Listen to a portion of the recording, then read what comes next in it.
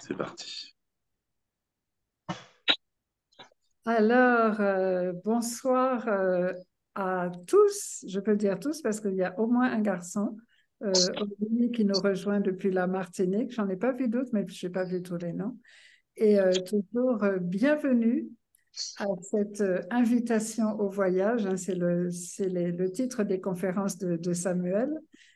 C'est pas juste des conférences, ce sont des invitations au voyage, puisque celle-ci nous invite au voyage au cœur de ta psychogénéalogie, qui va avoir lieu le week-end prochain à la Case Angélique, donc le 16 et le 17 septembre. Et, mais c'est aussi en général une invitation à découvrir ce thème et surtout à le découvrir d'une façon complètement nouvelle, parce que c'est ça un petit peu la marque de fabrique de Samuel, c'est de nous offrir de nouvelles perspectives sur des choses qu'on croyait connaître, qu'on croyait savoir, qu'on croyait avoir comprises. Eh bien non, pas du tout. On n'avait pas tout bon, on n'avait pas tout bien compris. Il y a une autre façon. C'est pas pour dire qu'on va complètement balayer nos croyances et adopter les siennes. Il nous offre une perspective complémentaire pour venir ouvrir un petit peu notre horizon et découvrir donc ces thèmes d'une façon différente. Donc, on a déjà beaucoup travaillé avec Samuel. Pour ceux qui vont assister à sa première conférence ce soir, on a déjà eu des voyages au cœur de l'abondance, au cœur des relations, au cœur de la conscience, au cœur de l'enfant intérieur, et peut-être que j'en oublie. Et donc, pour la première fois, on va faire avec lui ce voyage au cœur de la psychogénéalogie, un thème qui manifestement vous parle parce que vous êtes nombreux et nombreuses ce soir. Et donc, sans plus attendre, je vais laisser la parole à Samuel en vous remerciant de votre présence. Et n'hésitez pas pour ceux qui n'ont pas encore le numéro de Samuel pour pouvoir le joindre directement, on l'a mis dans le chat. Et ceux qui ne connaissent pas encore la Case Angélique et qui souhaitent recevoir les programmes de la Case Angélique, j'ai mis également mon nom et mon numéro dans le chat pour que vous puissiez nous contacter donc par WhatsApp toujours et recevoir les nouvelles. Donc Samuel, merci beaucoup d'être avec nous ce soir et c'est à toi. Merci à toi pour cette opportunité. Alors, je vais me présenter brièvement pour ceux qui ne me connaissent pas. Donc, je m'appelle Samuel. Je fait plus de 25 ans que je m'intéresse à la spiritualité. Disons que j'ai un peu baigné dedans dès l'enfance, vu que mes parents s'intéressaient à ça. Ça m'a amené beaucoup de voyages, de transformations, hein. J'ai entre autres passé 2 mois chez les guérisseurs philippins. J'ai été aussi à la rencontre des chamans en Amazonie, au Brésil notamment. Et en fait, ces différentes expériences m'ont amené à devenir thérapeute, hein, kinésithérapeute en premier, et à continuer à me former ensuite vers la thérapie manuelle, hein, c'est l'équivalent d'ostéopathie, l'énergétique, les thérapies cognitivo-comportementales. Et de toutes ces expériences différentes, il en est ressorti que j'ai fini par créer mes propres méthodes, notamment autour des croyances, mais pas que, et une conception, comment dire, assez intégrative et souvent assez différente de ce qui est présenté. Je sais qu'il y a plusieurs personnes ici ce soir-là qui ont déjà participé à un stage ou à plusieurs, donc qui pourront également témoigner et vous dire un petit peu comment ça s'est passé pour elles. Et sans plus attendre, voilà, j'aimerais qu'on rentre un peu dans le vif du sujet. Donc ce soir, on va parler principalement de la psychogénéalogie. Et en fait, pour moi, on est soumis essentiellement, en tant qu'être humain, hein, à 4 influences. Il y a celle dont on a parlé tout à l'heure, hein, le karma en premier. Il va y avoir le transgénérationnel, psychogénéalogie. Donc ça, c'est la partie qui va nous intéresser ce soir. Ensuite, il va y avoir toute la phase, on peut appeler le progescence, hein, c'est-à-dire tout ce qui va entourer la conception euh, jusqu'à l'accouchement et même, on va dire, les 2, 3 premières années de vie, en fait. Et, et la quatrième, qui va être aussi intéressante, qui va être celle que j'appellerais la vie, les expériences qu'on fait, euh, celle où on commence à être conscient, si vous voulez. L'idée, c'est que vraiment, comme je l'expliquais tout à l'heure, vous allez avoir d'abord une information qui va être au niveau du karma, qui va être ce qu'on pourrait dire ce que l'âme, l'expérience que l'âme cherche à nous faire vivre.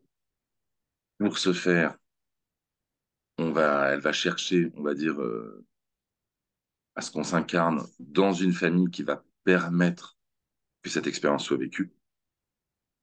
Si on devait comparer ça à de l'agriculture, ça reviendrait simplement à choisir le terrain, à choisir la terre, l'endroit où il y a les conditions climatiques adéquates.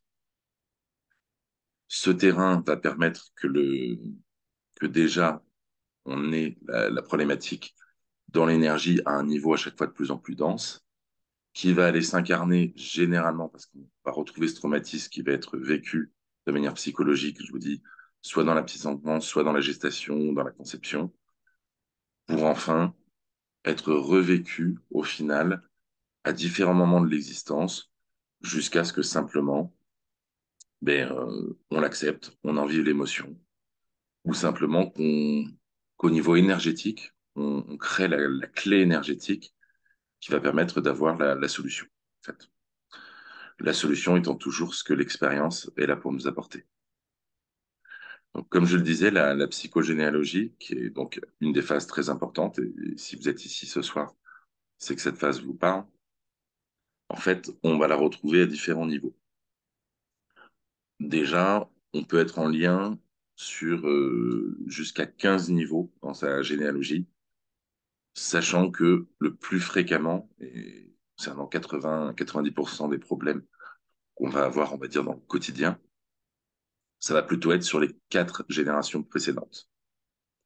Donc ça va remonter à vos arrière-grands-parents, en fait.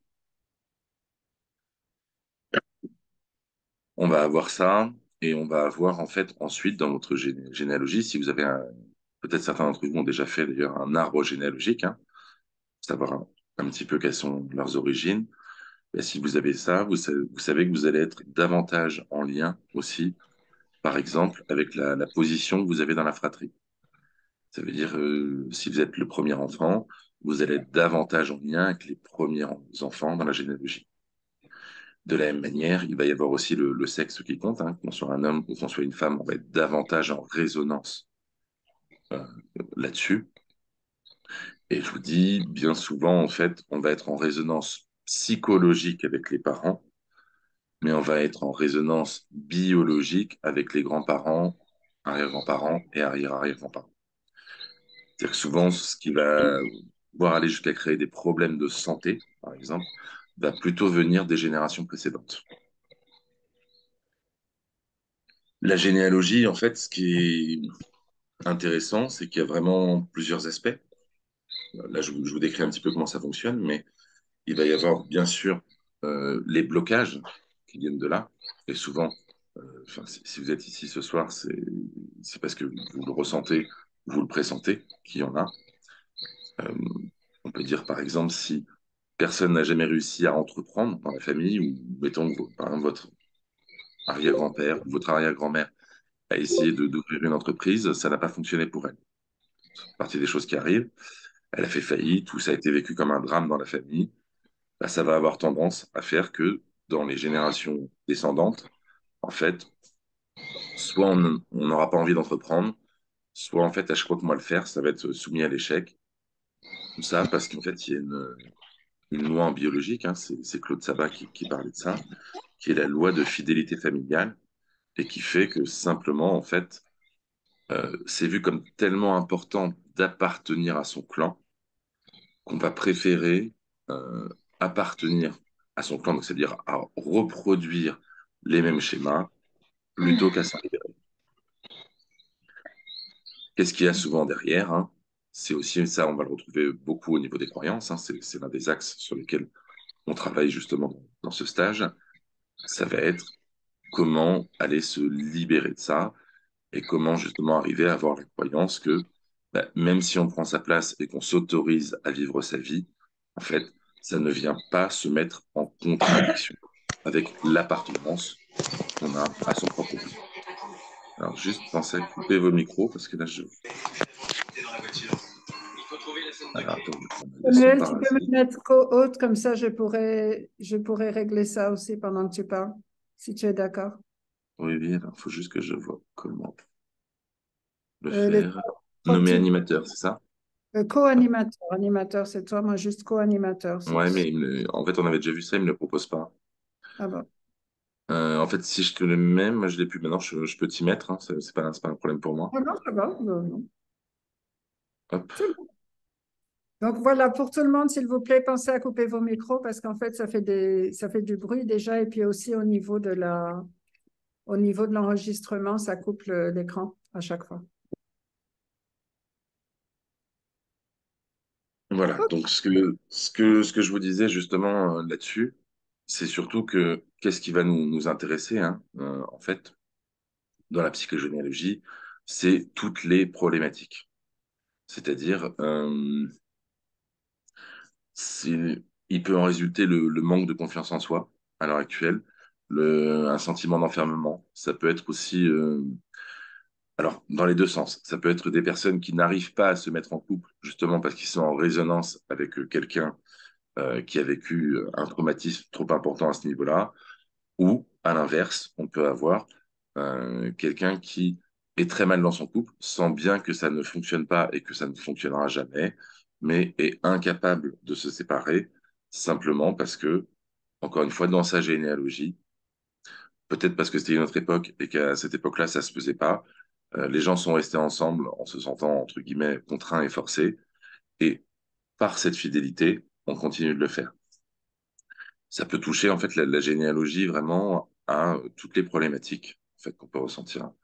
Ce que j'ai vu dans mon expérience de thérapeute et dans les soins individuels qui ont été faits là-dessus, notamment, c'est que ça peut venir même toucher des problèmes de santé, ça peut venir toucher des problèmes concernant... alors, en Guadeloupe, par exemple, on va en avoir beaucoup, beaucoup par rapport à tout ce qui a eu lieu sur l'esclavage, en fait. Mais ça, autant... Alors, c'est une très bonne chose qu'il y ait qui est de la mémoire et qu'au niveau conscient, on se rappelle de ça. Ce qui est moins intéressant, c'est qu'au niveau non conscient, ben, il y a certaines chaînes qui sont finalement encore là. Et ça peut empêcher et entraver beaucoup, beaucoup de prise de liberté aujourd'hui ou d'autonomie ou de volonté d'indépendance. Là, je parle sur sa propre vie, en fait, hein. Sur sa propre vie et sur ce qu'on va être capable justement de réaliser quand on libère son potentiel.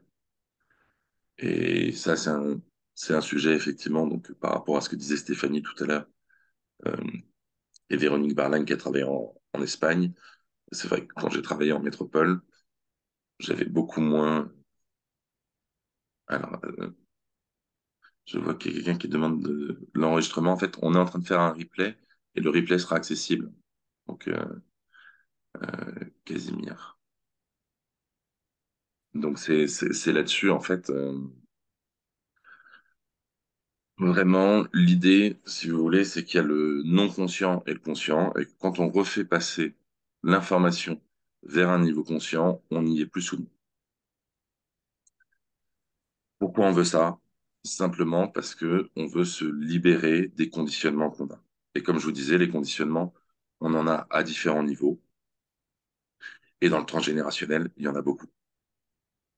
Et effectivement, on peut se rendre compte quand on a travaillé à différents endroits où, par exemple, si on va travailler au Québec, on va se rendre compte qu'on ne va pas retrouver les mêmes problématiques au niveau du transgénérationnel qu'en Guadeloupe ou qu'en métropole, ou de la même manière, quand j'étais aux Philippines, par exemple, je voyais que c'était pas forcément les mêmes problématiques qu'on allait retrouver chez les Philippins, en fait.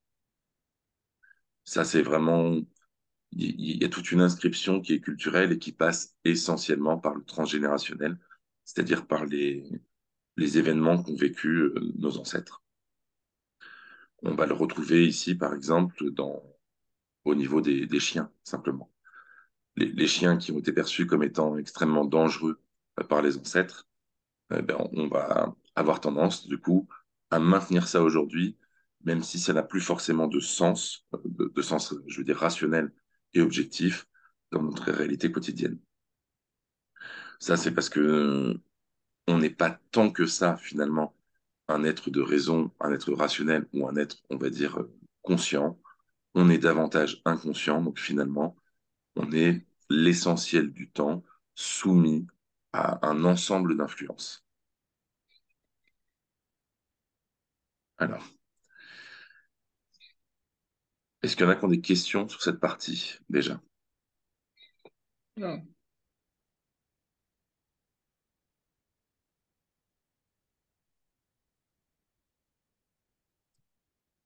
Est-ce que vous avez déjà des... Est-ce que par exemple, parmi vous, il y en a qui ont déjà fait un arbre généalogique ou pas du tout? Non, mais Alors, un arbre généalogique, c'est simplement en fait de chercher, vous savez, enfin, il y a vous, vos frères et sœurs, hein, vous êtes sur la même ligne, il y a vos parents qui sont au-dessus, les parents de vos parents, etc. En fait, c'est ce qu'on appelle un arbre généalogique. Euh, et en fait, ça offre la possibilité, ce qui est intéressant, hein, si vous avez l'occasion de le faire un jour, dans tous les cas, je vous conseille de vous renseigner là-dessus, c'est que vous pourrez aller voir les résonances qu'il peut y avoir par rapport aux dates. De la même manière, je ne sais pas si vous l'avez déjà fait ou pas, mais c'est toujours intéressant d'aller questionner ses parents sur l'histoire de ses grands-parents et idéalement, quand on a encore ses grands-parents, sur l'histoire des générations précédentes.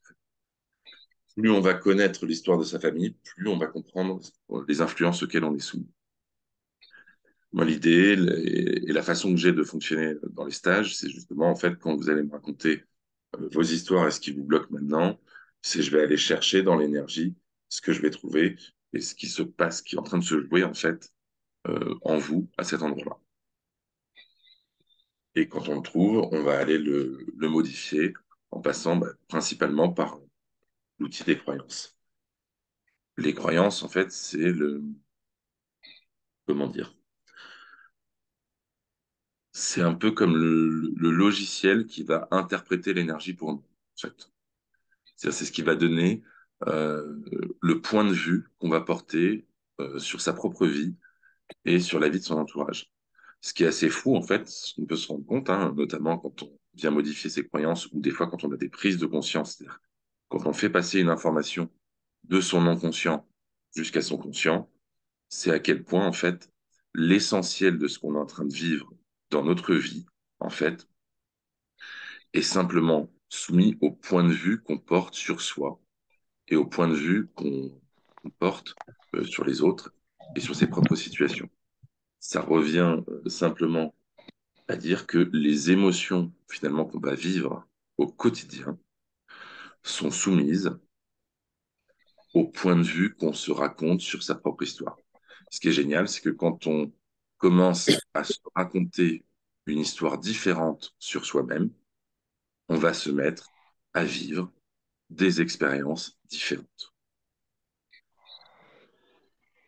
On le voit beaucoup, c'était un sujet qu'on avait amplement abordé dans les relations, en fait, hein, quand on avait fait Voyage au cœur des relations. C'est justement, en fait, à quel point l'autre n'est là généralement qu'en réaction à ce qu'on aimait. Donc, si on change ce qu'on aimait, la relation change elle-même. Dans la psychogénéalogie, c'est tout à fait pareil. Ça veut dire que c'est le point de vue, si vous voulez, qu'on va porter sur sa propre histoire qui va faire qu'on en fait une force et donc quelque chose qui va nous apporter des ressources, qui va nous permettre de nous sentir plus libres, qui va nous permettre d'avoir plus de confiance en soi, qui va permettre de sentir plus de paix, plus de calme, plus de sérénité, une meilleure gestion du stress. Ou, au contraire, le point de vue qu'on peut porter sur sa propre histoire, sur sa généalogie et sur les influences énergétiques qu'on reçoit là-dessus, peut être vécu dans la souffrance comme une contrainte, comme une limite, comme une espèce de barrière invisible qui est devant nous et qui fait qu'on a l'impression que quels que soient les efforts qu'on met en place dans la matière, on se sent toujours bloqué, toujours arrêté, et que, ou alors simplement que avec beaucoup, beaucoup d'efforts, on obtient juste un peu de résultat.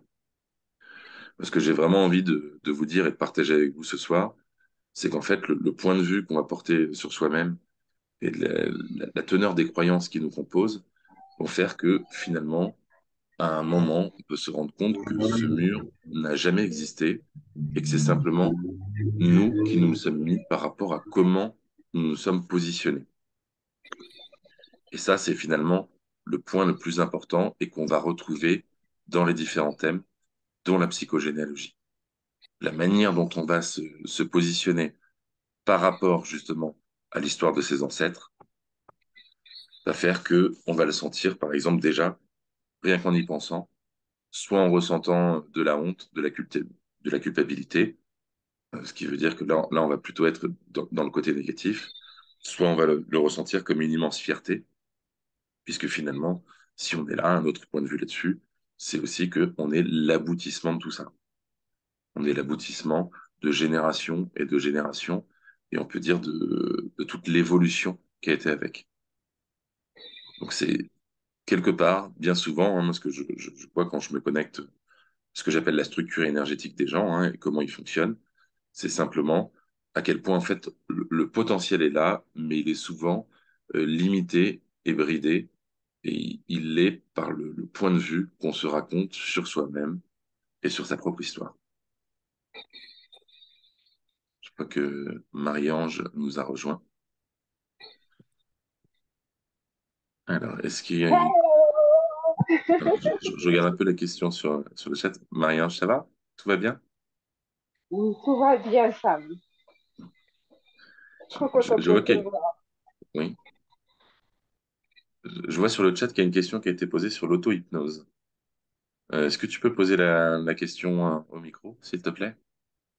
Ella?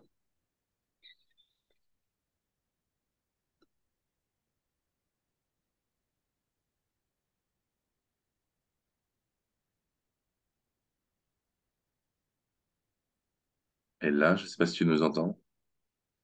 Est-ce que tu es en capacité juste voilà, d'activer le son? Je ne sais pas quel est l'environnement autour de toi.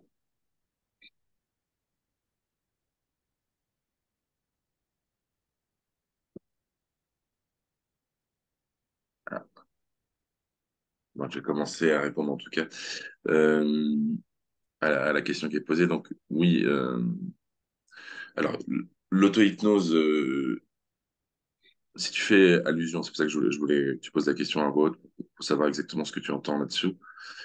Si tu fais influence à une technique qu'on peut utiliser, oui, c'est une technique qui existe parmi d'autres et qui permet ça. Moi, le point sur lequel je souhaitais rebondir là-dessus, c'est vraiment en fait je vois ça en fait très régulièrement en stage et je sais que certaines plutôt sont là ce soir et l'ont vécu. La manière dont en fait, même dans une relation familiale par exemple, la, la façon dont on voit les choses et dont on s'est construit. Je pense à une participante, par exemple, c'était lors du dernier, d'ailleurs, sur l'enfant intérieur, qui avait la cinquantaine et qui n'avait jamais ressenti de reconnaissance vis-à-vis de sa mère. En fait, elle avait la sensation que sa mère ne l'aimait pas, et donc elle s'était construite là-dessus. Le point positif de ça, c'est que ça avait fait d'elle une femme qui avance malgré tout, hein, donc quelque part, il y avait le côté où elle était devenue l'héroïne de sa propre vie. Et ça, c'est plutôt une ressource et c'est plutôt quelque chose de bien dans ce qu'elle a créé comme personnage. L'inconvénient, c'est que ça crée aussi une forte souffrance et une sensation de ne jamais être reconnu. Ce qui était intéressant, c'est que en creusant un peu, on s'est rendu compte que elle-même n'a jamais apporté de reconnaissance à sa mère pour tout ce que sa mère a fait pour elle. C'est-à-dire que je pense que plusieurs d'entre vous ont déjà des enfants, peut-être même des enfants déjà âgés. Mais ah ben, vous savez le nombre de nuits blanches que vous avez passées, vous savez le temps que vous avez passé à changer des couches, à nourrir, tout le travail que vous avez dû faire, toute l'inquiétude qu'il y a eu. Et vous comprenez bien qu'en tant que parent, forcément, vous aimez vos enfants.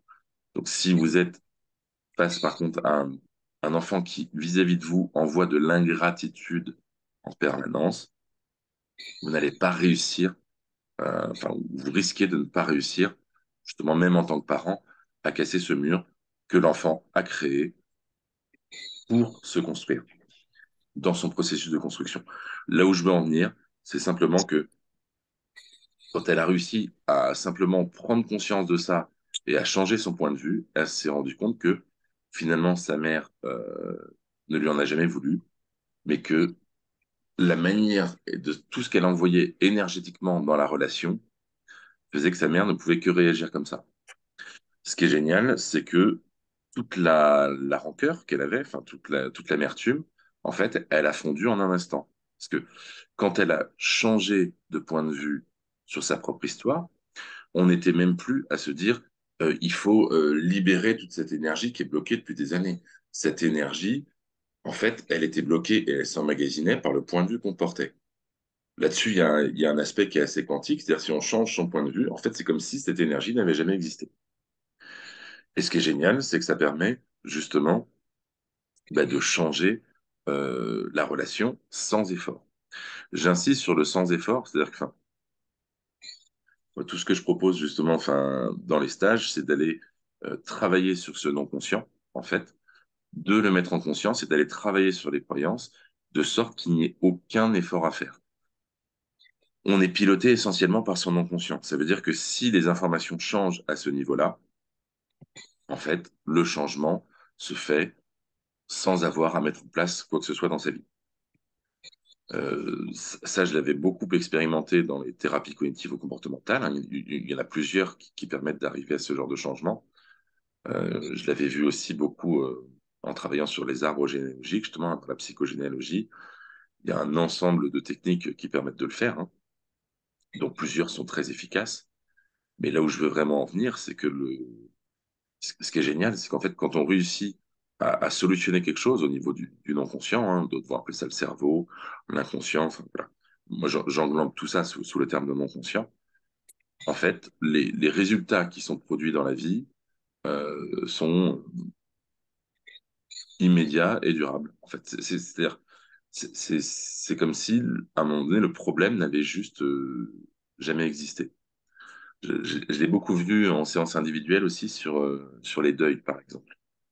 Euh, En fait, enfin, que quelqu'un vient me voir et voilà, me dit que depuis que son père ou sa mère est morte, ou depuis qu'il s'est séparé de telle ou telle personne, en fait, il pense à cette personne tous les jours, se sent très triste, c'est compliqué, difficulté d'avancer, difficulté d'envoyer son énergie vers l'avant, hein, donc des états qui sont, on va dire, assez proches de la dépression et d'une sensation de manque d'énergie. Quand le travail est fait à ce niveau-là, quand je recroise la personne 3 mois après ou 6 mois après pour autre chose, hein, mais je lui dis, bah, ok, est-ce que tu as pensé à cette personne depuis? Et là, il y a comme un bug, hein, et la personne réalise que, bah, en fait, non. C'est-à-dire, on en est au stade où on a oublié qu'on a eu ce problème. Vous voyez ce que je veux dire? Je suis sûr que vous avez déjà vécu ça, c'est une chose, hein. Et c'est vraiment ça. La grande force du non-conscient, en fait, c'est d'en arriver au stade où on n'a même plus à dire qu'on a résolu ce problème, vu que c'est comme si on a le ressenti qu'il n'a juste jamais existé, en fait. Alors, est-ce que ça a répondu à ta question, elle là ou pas?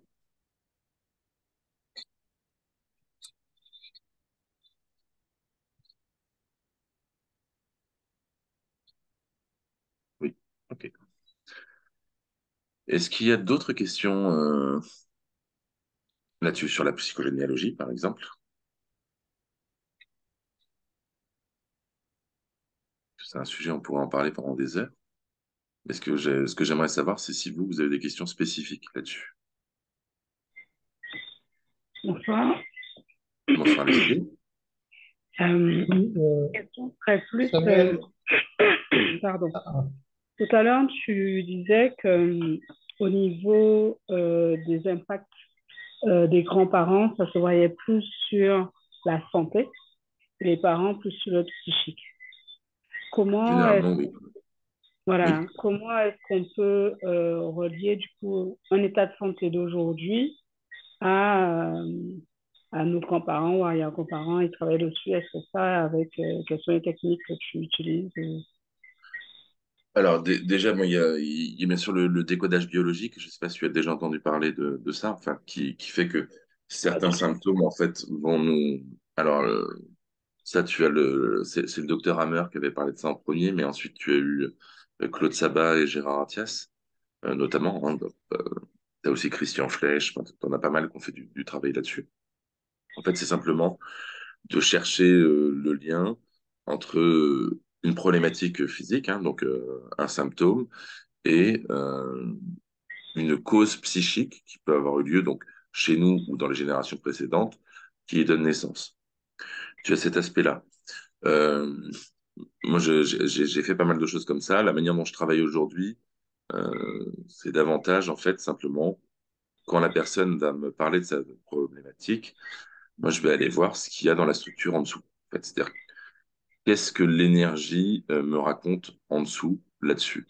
Et c'est-à-dire, qu'est-ce qui bloque à l'heure actuelle?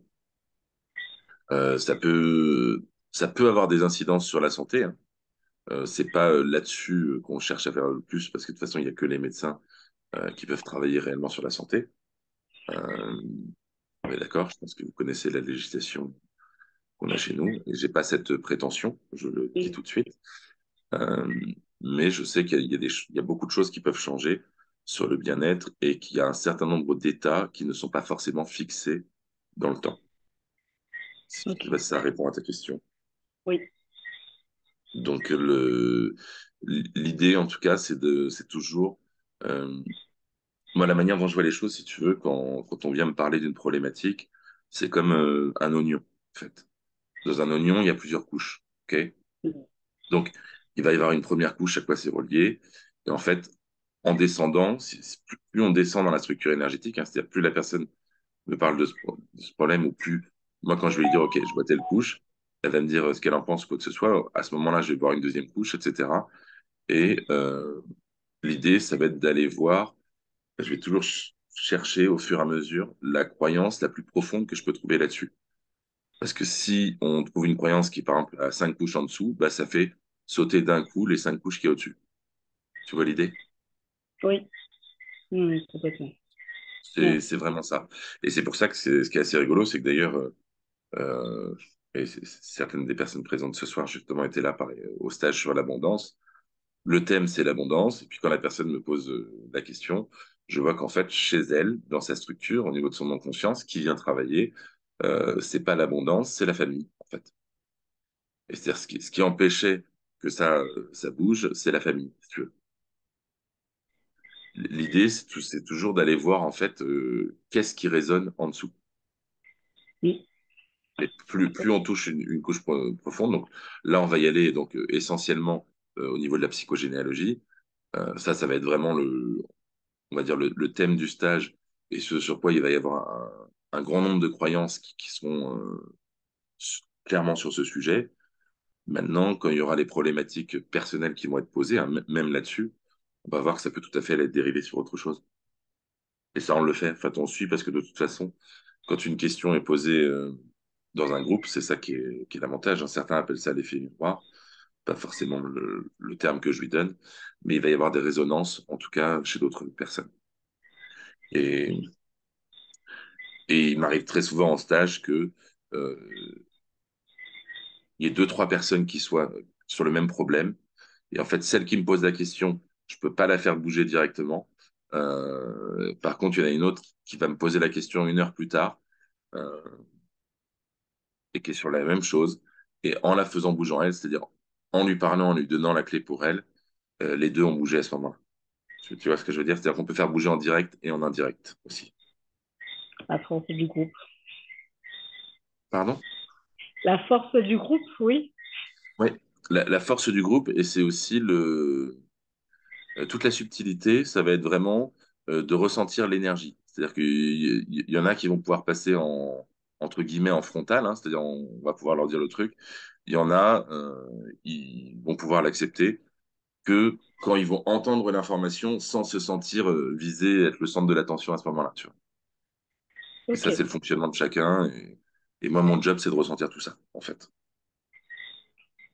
Et c'est ça qui fait que ça devient une forme de voyage et qui fait que les stages sont très vivants et que finalement, il se passe des choses qui sont très différentes à chaque fois, même pour certains stages que j'ai déjà fait à plusieurs reprises sur le même thème.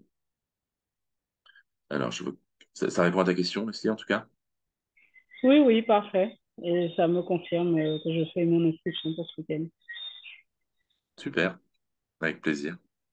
Euh, Et je vois Marie-Claire Marie-Claire que je connais, hein. C'est bien la Marie-Claire que je connais, j'imagine. Non, ah, une autre. Alors, est-ce que des conflits entre frères peuvent se répéter sur plusieurs générations, par exemple. Tout à fait. Oui, oui, encore plus s'ils ont la même position dans la fratrie. C'est ce que je te disais tout à l'heure. C'est vraiment le... Alors, ce qui est intéressant aussi, c'est que on voit ça aussi dans la généalogie, c'est que en fait chaque enfant, et ce que j'appelle enfant, c'est sa position de naissance, va avoir tendance à définir un comportement. Classiquement, on va parler des trois premiers. Le premier, ça va être l'aîné, c'est celui qui est censé récupérer l'affaire familiale. C'est généralement celui qui va s'occuper de ses parents, qui va rester proche et qui va les accompagner dans les moments difficiles à la fin. Le second, ça va être celui qu'on va appeler le commercial, c'est-à-dire celui qui va aller chercher la richesse ailleurs. Ça va être souvent celui qui va aller voyager, celui qui va en fait aller créer un clan ailleurs. Le troisième, ça va être plutôt celui qui va être, historiquement, c'était plutôt qu'elle allait dans la prêtrise ou des choses comme ça, donc qui allait en fait être plutôt dans le domaine spirituel ou artistique.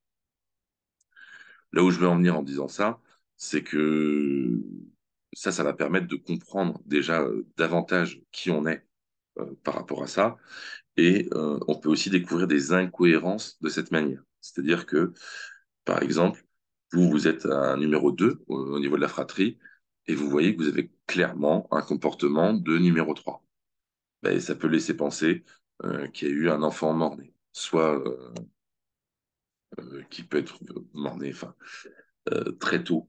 Ça, les gens ne le savent pas beaucoup, hein, ça peut être un retard de règles, soit assez tardivement, ou même qu'il est né et qu'il n'a pas survécu très longtemps.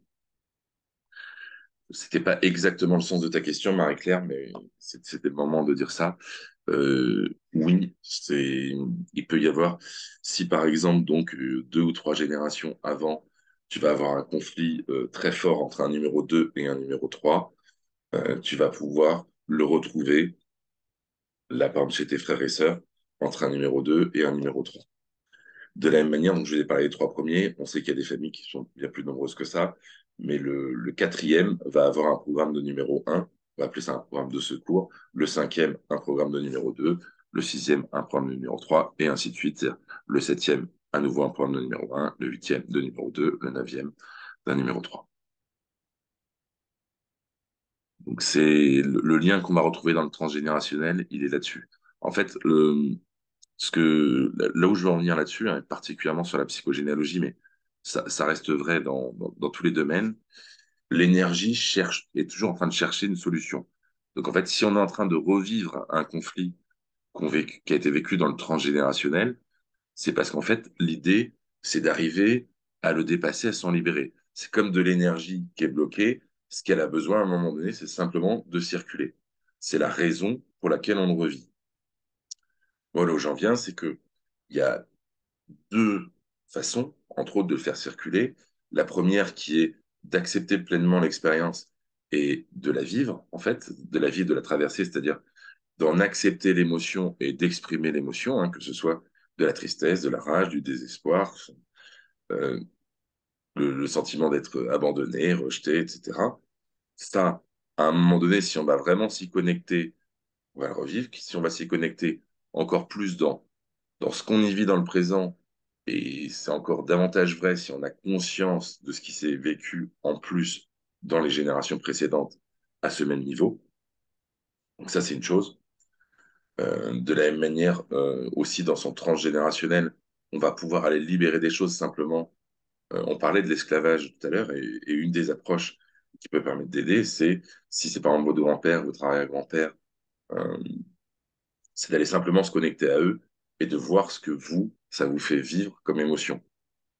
Plus vous allez simplement, plus on accepte en règle générale l'émotion que ça nous fait ressentir, que cette émotion nous traverse, hein, comme une énergie, plus ça se remet à circuler et moins on est soumis à ça. Une autre des approches, qui est celle qu'on va aussi aller expérimenter et voir pendant le stage, c'est justement comment en allant changer son point de vue sur soi, sur sa situation et sur sa psychogénéalogie, et comment on va aller justement changer les croyances qui sont un petit peu les choses sur lesquelles on s'est construite, ben, comment en fait les émotions qu'on va ressentir vont être différentes d'un coup. C'est-à-dire que c'est comme si on remettait en circulation l'énergie d'un coup, comme s'il n'y avait jamais eu de blocage. Ce qu'il faut bien comprendre là-dessus, c'est qu'en fait, ce qui entretient, euh, quand on se connecte à l'intérieur, à un moment donné, on arrive, ce qu'on peut appeler le sentiment de vacuité, hein, le vide, c'est-à-dire qu'on arrive à un endroit où il n'y a plus rien, en fait. Plus qu'un un sentiment d'amour, etc. Mais ce que j'essaie de dire là-dessus, c'est surtout qu'à la base, c'est vraiment quelque chose qui est vide et plein de tous les possibles. Ce qu'il y a de magnifique dans l'incarnation, c'est que nous, sur ce vide, c'est ce qu'on va appeler l'ego, hein, le mental, on va aller y mettre des personnalités. Ces personnalités, celles qu'on va créer hein, dès l'enfance, sont justement celles qui résultent de notre karma, de, de notre psychogénéalogie et de ce qu'on a vécu pendant l'enfance. Mais ce qui est très intéressant, c'est que arrivé même à l'âge adulte, on peut, et c'est ça que j'appelle créer des nouveaux points de vue, simplement, aller continuer à créer des nouveaux personnages, en fait, pour ne plus, quand on se sent prisonnier, en fait, c'est qu'on s'est un peu trop identifié à un personnage et qu'on s'y sent limité. Pourquoi on a gardé ce personnage? Simplement parce que ce personnage nous apporte quelque chose. On est bien d'accord. Il y a jamais que du négatif. Ça, je veux vraiment attirer votre attention là-dessus. Voilà. Pardon? Attention, je crois qu'il y a des gens qui ont laissé leur micro. Alors, je le coupe, vous le remettrez si vous avez une question à poser. Voilà. Donc, ce que j'essayais de vous transmettre là-dessus, c'est que c'est vraiment, en fait, chaque personnage, on l'a créé parce qu'il nous apporte quelque chose, mais à un moment donné, il devient aussi notre propre limite. Je reprends l'exemple de tout à l'heure, hein, de la personne qui s'est construite par rapport en se disant qu'elle était absolument pas aimée par sa mère. Finalement, ça lui a permis de développer une certaine force et ça lui a permis d'avoir l'énergie et la combativité pour avancer. Et ça, c'est bien. Il n'y a pas de raison de le perdre. Par contre, quand on n'a que ce personnage, l'ennui, c'est qu'on devient limité dans qui on est parce qu'on n'a plus la possibilité d'être autre chose. Alors que si on rajoute des personnages, simplement, on va pouvoir utiliser le personnage qui a cette force de temps en temps.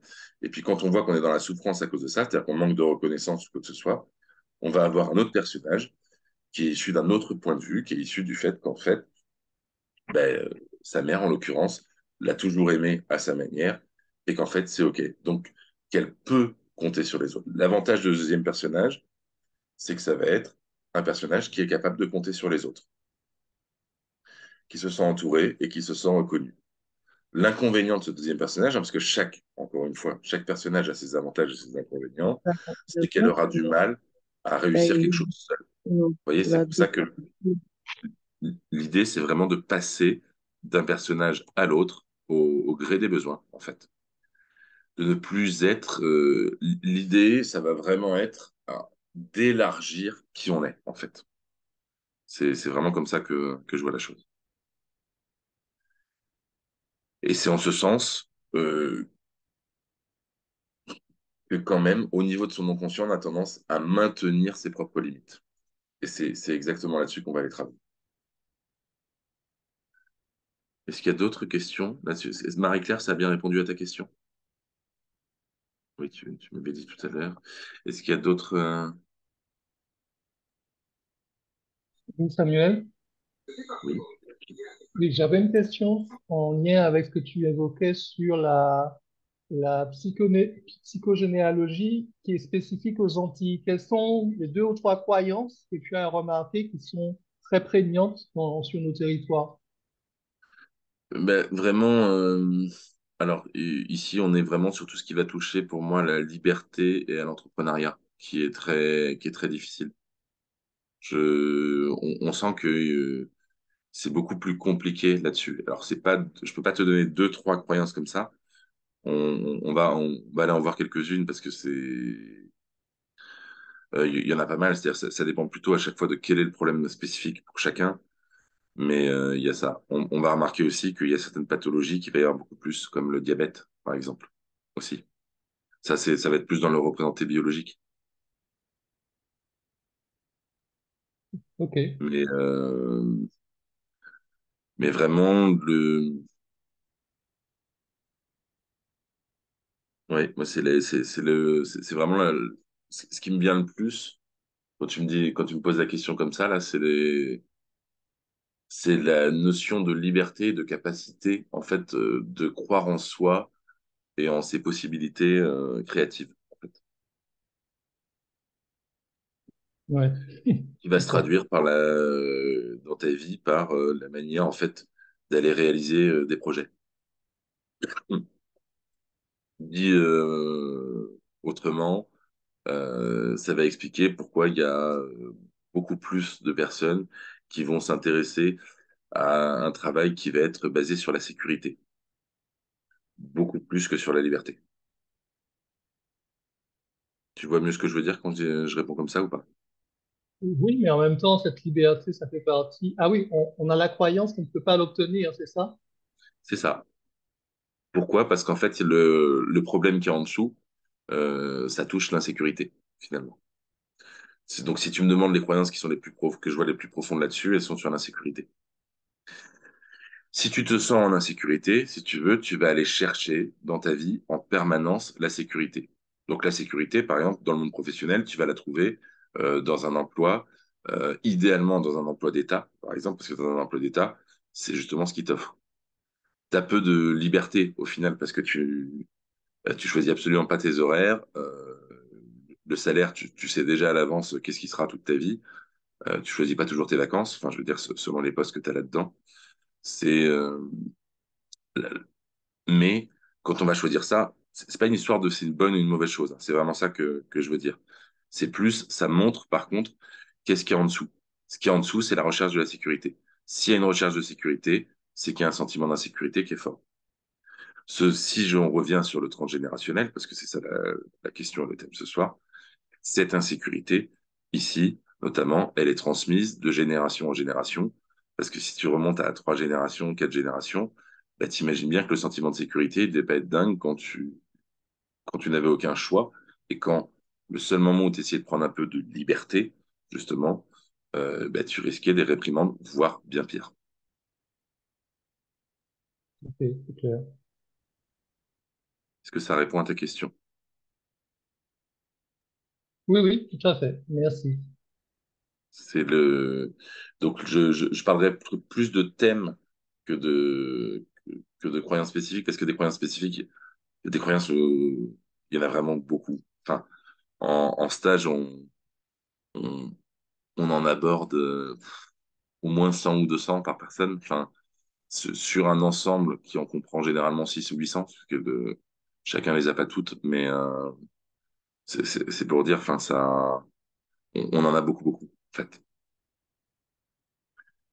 Mais l'idée, vraiment pour y aller, moi j'irais dans tout ce qui, à ce niveau-là, ce que je vois qui est le plus prégnant ici, c'est le thème de la sécurité et de l'insécurité, qu'on va d'ailleurs retrouver, joué par les plus jeunes, hein, les jeunes générations, avec tout le problème de violence qu'on va pouvoir avoir.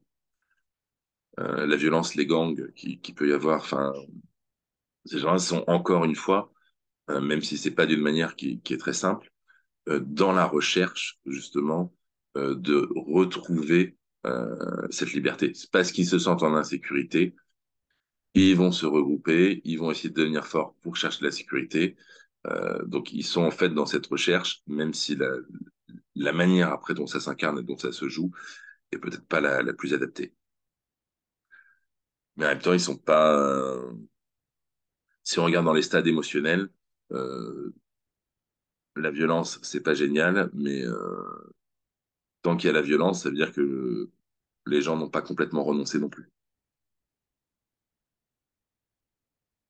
Je veux dire, dans la violence, l'énergie bouge plus que quand on en arrive au stade où, ce que j'appellerais de dépression, de docilité, enfin, où on est simplement amorphe.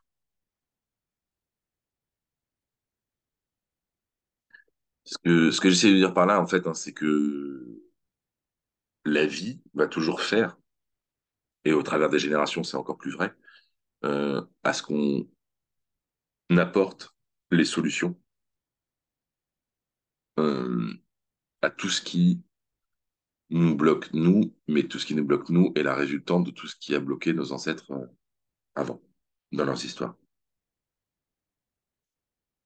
Alors, je vous rassure, hein, généralement, on n'est pas le seul à porter ça. On a des frères et sœurs, etc. Puis quand on a des enfants, enfin, ils en portent leur part. Mais l'idée, c'est que plus on va faire sa part, plus notre vie à nous va être cool.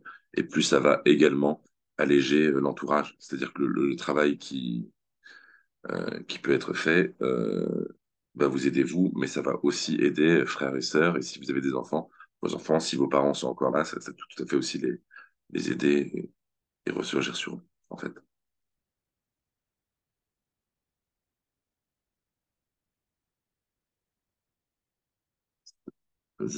Ça a répondu à ta question en tout cas?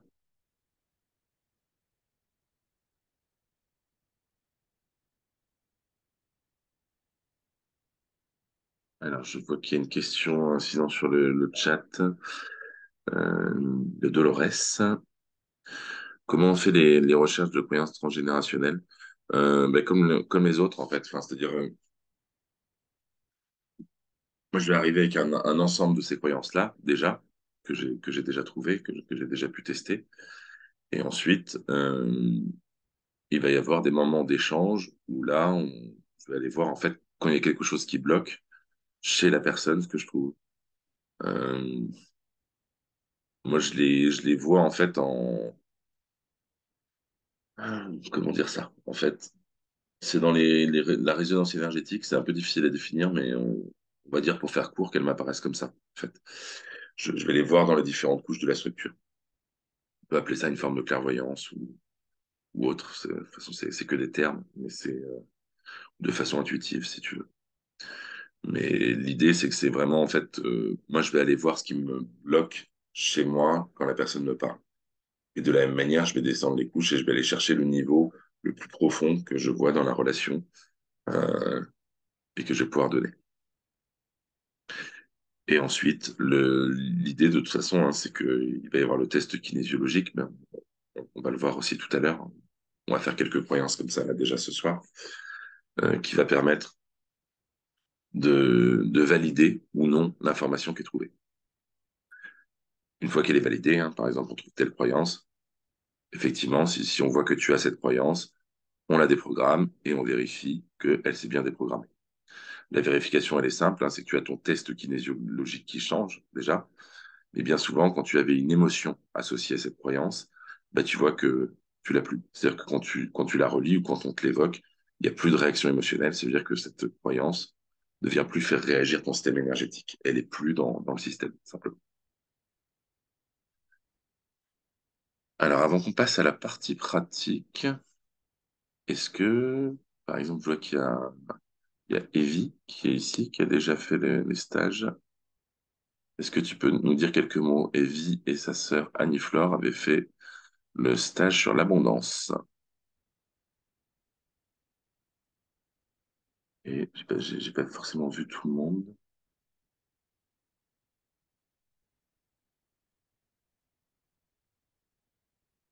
Alors, Il y a Marie-Ange aussi. oui, et Marie-Ange aussi. Alors, Moi, je veux bien parler si vous voulez. avec grand plaisir, Marie-Ange. Qu'est-ce que tu étais au stage abondance également. Comment? Oui, non, je dis pour tout le monde, c'était sur le stage sur l'abondance qu'on avait fait ensemble. Oui. Alors, comment s'est passé ce stage pour toi? Est-ce que tu peux nous livrer ton retour et peut-être donner ton point de vue sur le fonctionnement, parce qu'il n'est pas toujours facile à définir. C'est très compliqué à définir, surtout quand ça rentre à soi-même. Voilà, dis-nous ce qui a changé pour toi, simplement, ou ce qui s'est passé pour toi pendant ce stage. Ce sera plus Alors, j'ai simple. appris plein de choses, c'est-à-dire que j'avais des croyances euh, et elles étaient liées à ma famille. Déjà, quand je suis venue au stage, c'était pour éclairer certaines difficultés sur lesquelles moi j'avais fait un certain nombre d'efforts, entre guillemets, puisque je ne comprenais pas. Et comme je n'avais pas la réponse, ben, je m'étais braquée et je me suis rendu compte. Alors, je vais enrichir ce stage-là de toute la période qui a suivi jusqu'à aujourd'hui, je me suis rendu compte qu'en fait, le travail, c'était à moi de le faire parce que c'est chez moi que la croyance était limitée, en fait. Ce que je reprochais, par exemple, à ma mère, j'ai compris aujourd'hui que, en fait, elle avait juste besoin de paix parce qu'elle avait vécu des choses compliquées et elle a fait du mieux qu'elle pouvait pour nous élever et qu'en fait, moi, je ne voyais pas ça comme ça. Je trouvais qu'elle m'avait déposé sur le dos un rôle d'adulte, mais de façon trop tôt, en fait. J'ai pas vécu mon enfance. Mais en fait, c'est moi qui ai mal compris le message. Quand elle m'a donné mon peigne et qu'elle m'a dit à 9 ans, tu es responsable aujourd'hui, elle voulait certainement me dire, à partir d'aujourd'hui, avec tout ce que je vis avec tes frères et sœurs, il va falloir que tu m'aides. Mais c'est pas ces mots-là qu'elle a utilisés. Elle a dit, il y a le geste du peigne qu'elle me tend et elle me dit, à partir d'aujourd'hui, tu te débrouilles et tu prends tes responsabilités. Donc, tu apprends à te coiffer. Mais moi, j'ai compris, je fais plus rien pour toi, tu te démerdes. Alors, aujourd'hui, enrichi de tout ça, je me rends compte que c'est moi qui ai mal compris le message et en modifiant, parce que ça a été très, mais Samuel, ça a été incroyable, hein, le stage de l'abondance, hein, ça a pété tout ce que j'avais comme tu as parlé de sécurité, tout ce dont je m'étais entourée pour pouvoir vivre les choses autrement, c'est-à-dire me mettre en sécurité face à la douleur, au fait de me sentir mal aimée, etc. Tout ça a pété. Parce qu'en fait, c'était à moi de faire le travail sur moi-même. C'était à moi de voir que ce que je pensais n'était pas forcément la réalité. Et du coup, j'ai vu ma mère sous un autre angle en me disant, mon Dieu, la pauvre, avec 8 enfants, je comprends qu'elle me dit ça et tout le cheminement qui a suivi, qui n'était pas forcément mauvais, hein, ça fait de moi la personne qui prend des responsabilités, qui s'engage, qui se met en face de ses choix. Et franchement, moi, je trouve que c'est un super cadeau. Euh, Parce que peut-être que si c'était pas ce qu'elle avait fait, aujourd'hui, peut-être que je ne serais pas la personne que je suis. Et le stage m'a permis de prendre conscience que je suis responsable. C'est-à-dire que mes pensées, mes actions, tout ça, c'est ma responsabilité. Et ma responsabilité, ça veut dire aussi que je ne dois pas tout envoyer sur les autres. Ah oui, c'est à cause d'un tel, c'est parce qu'un tel, c'est parce que maman aurait dû, il faut, etc. C'est tout ça, ça a sauté. Ça a sauté. Et je suis super contente parce que il y a 2 jours, euh, j'ai vraiment pris le temps de discuter avec ma mère en lui disant, je comprends aujourd'hui, je comprends qu'en fait, tu veux plus rien faire, que tu veux la paix parce que tu as eu une enfance difficile, tu as dû élever tes 12 frères et sœurs, ensuite tu nous as eu tout de suite après, donc c'était, la dame en fait, elle n'a jamais respiré, elle était en apnée tout le temps. Donc aujourd'hui, le message c'est, merci pour ce que je suis, merci pour tout ce que tu m'as donné. Seulement, je lui ai dit aussi, je lui ai aussi dit, moi, j'attendais que tu me dises ne serait-ce qu'une fois dans ma vie, je t'aime, parce que moi, je te le dis, je t'aime. Tu me le dis pas, mais c'est pas grave, je t'aime quand même. Mais tout ça, ça a été très difficile, Samuel. Ça m'a pris des mois. Et ça fait 4 ans que j'essaie de travailler tout ça, mais c'est long, c'est hyper long. Et c'est ça que le sage a développé. C'est cette idée de l'abondance, c'est pas forcément de l'argent, c'est l'abondance sous toutes ses formes, c'est voir son environnement et puis se faire du bien à soi-même, s'aimer, avoir un autre regard sur les choses et les gens. On n'est pas parfait, hein, mais quand on fait ce travail-là, purée, il y a beaucoup de portes qui s'ouvrent, hein.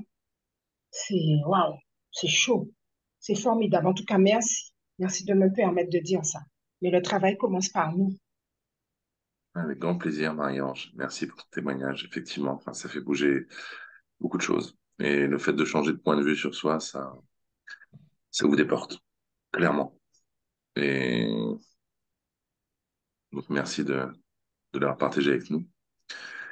Samuel, Oui, Samuel. tu es Oui, revenu je veux entre dire, temps. Oui, Oui, mais je voulais pas faire peur à la trentaine de personnes. Donc, je me pas suis facile dit, de se mettre en avant. je vais rester gentille. Mais je suis gentille à dire que ça ne prend pas de temps. Alors, faut être prêt à un virage à 360 degrés dans sa vie, instantané.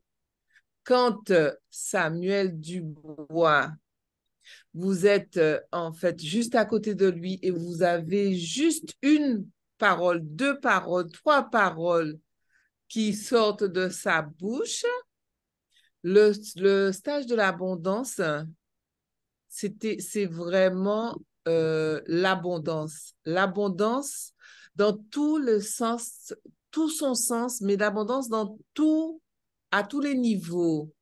De l'abondance dans l'amour, de l'abondance dans l'argent, parce qu'en fait, on parle d'abondance, mais c'est vraiment une abondance dans la vie pourquoi je dis que c'est instantané? Parce que dès que le stage, dès on sort du stage et qu'on a changé, parce que c'est nous qui voyons les choses autrement, c'est vraiment une qualité de vie qu'on se dit, mais c'est pas possible qu'on ait vécu tout ça de temps sans savoir ça. Et dès qu'on termine, on sort de la pente de la case angélique, parce qu'effectivement, pour moi, Samuel et Stéphanie, c'est, bon, je vais pas vous faire un dessin parce que ça va être trop long ce soir, mais c'est vraiment touch and go. C'est un virage à 360 degrés dans la vie de la personne qui décide de venir et de prendre tout ce qu'il y a à prendre et pour pouvoir exploiter tout ce que nous avons appris. Et sincèrement, c'est à mon niveau, hein, radical, systématique avec ma maman, parce qu'effectivement, on a toujours un petit peu bon, à dire, bon, elle n'a pas fait ci, elle n'a pas fait ça, voir les choses d'une certaine façon. Ben, c'est radical. C'est comme un coup de baguette magique. Et quand on a goûté à certaines choses, quelques mots, quelques trucs, quelques applications de ce qui est fait dans ce qui nous apprend et puis avec Samuel, c'est vraiment basique, quoi. C'est vraiment à la portée de tous. Ça vous change la vie et ça vous met juste une précision sur vivre la vie et non pas la subir. Voilà ce que j'ai à dire. Merci, Evie. Très beau témoignage. Ça me fait plaisir pour toi. Alors, du coup, Evie, tu as presque tout dit. Moi, j'adore parler des stages de Samuel, mais là, tu as tellement bien dit que je ne sais pas si j'ai grand-chose à rajouter. Euh, Simplement dire que oui, ce changement de perspective, cette façon de voir, des petites formules. Moi, j'avoue que pendant mes soins, j'utilise tellement de petites phrases comme ça, de petites formules que j'ai appris de Samuel. Je veux dire, quand Samuel te dit la vie est la solution à la vie, ça a l'air bête comme ça, mais en réalité, c'est tellement vrai dans ce qu'on vit une fois qu'on a travaillé avec les croyances que finalement, ben oui, la vie est la solution à la vie. Donc, il y a plein de petites choses comme ça, remplacer enfin, je ne veux pas spoiler le contenu du stage, mais on doit toujours penser qu'on doit être ou la bonne personne ou la mauvaise personne, alors qu'en fait, dans une seule journée, on peut être l'un ou l'autre ou les deux, et c'est tout à fait OK, parce qu'en réalité, la vie est faite de tout ça, et nous aussi. Donc, c'est vraiment, c'est une expérience. Moi, je sais que ça m'a beaucoup apporté, c'est que j'avais beaucoup de mal à visualiser. Et je fais beaucoup de méditation où je demande aux gens de visualiser, mais moi, je ne sais pas faire. Chaque fois que je suis des méditations, on me dit visualiser ceci ou cela, j'y arrive pas. Et vraiment, il y a une technique que Samuel utilise, qui est une espèce de visualisation vibratoire où il nous fait vibrer des choses, mais avec une intensité que j'avais jamais connue avant. Et pourtant, j'ai pas mal d'expérience, on va dire, dans le domaine de l'énergie, mais sa façon de déprogrammer les choses est unique, sa façon de nous faire conscientiser les choses est unique, sa façon de nous faire ressentir du coup les choses est unique. Et donc, ça se vit en fait, c'est ça.